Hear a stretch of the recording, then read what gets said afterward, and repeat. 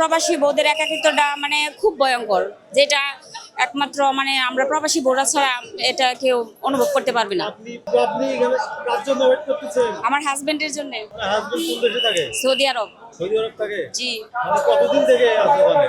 2 বছর 4 মাস চলে। তো এই মুহূর্তে আসলে আপনার কেমন লাগতেছে? একটু পর আসবে, আপনার অনুভূতিটা কিরকম আসলে? আসলে আমার অনুভূতিটা মানে বলি প্রকাশ করার মতো না। আমার মানে ভেতরটা মানে তার জন্য কি সারপ্রাইজ দিলেন?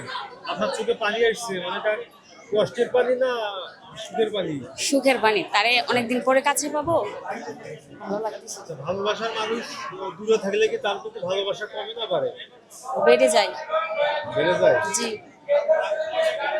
তো অনেক আছে যারা প্রবাসী, যারা প্রবাসী থাকে, তাদের স্ত্রীরা বাসায় থাকে, বিভিন্ন অপকর্মে লিপ্ত হয়। এই ধরনের কিন্তু রহরাও আছে, হাজার হাজার আছে। জি, আসলে আমাদের প্রবাসী বউদের একাকিত্বটা মানে খুব ভয়ঙ্কর, যেটা একমাত্র মানে আমরা প্রবাসী বউরা ছাড়া এটা কেউ অনুভব করতে পারবে না। আপনি আসলে আমরা প্রবাসী বউরা চাই, ওরা বিদেশে কষ্ট করে টাকা পাঠায়, আমরা সেই টাকা মানে সঞ্চয় করে ওদের মানে ভবিষ্যতের সুখের জন্য কিছু একটা করি, যাতে তারা মানে একটু শান্তিতে দিন কাটাতে পারে।